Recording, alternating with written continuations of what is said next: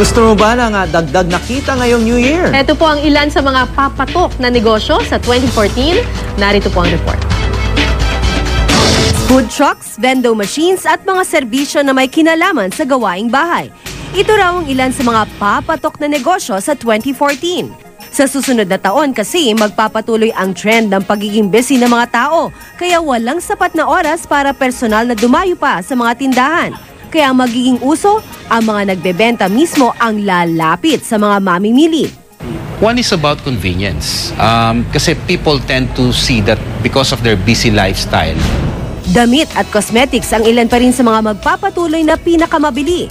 Pero ang kaibahan, mas magiging aktibo na ang mga tao sa pamimili gamit ang kanilang smartphones. Sa susunod na taon din, inaasahang mas darami ang magkakaroon ng mga ganitong gadget.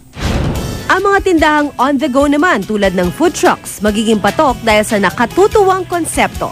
Ang maganda rin daw sa negosyong ito, parking lang ang babayaran at wala ng renta. Madali pang lumipat ng pwesto pag matumal ang bentahan sa isang lugar. Ang vending machines naman inaasahang level up.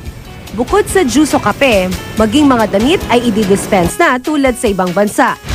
Magiging patok naman sa mga nakatira sa syudad ang home services tulad ng tagalinis, laba at taga-kumpuni ng mga sira sa bahay. Pero ang mas mahalaga raw sa pagnenegosyo, ang pagiging handa ng tao para bantayan at alagaan ito. Ano man kasing ganda ng konsepto, kung hindi magiging tutok ang isang tao rito, baka hindi rin ito lumago. We may have all the mindset of a negosyante, but hindi lahat can be a very good entrepreneur.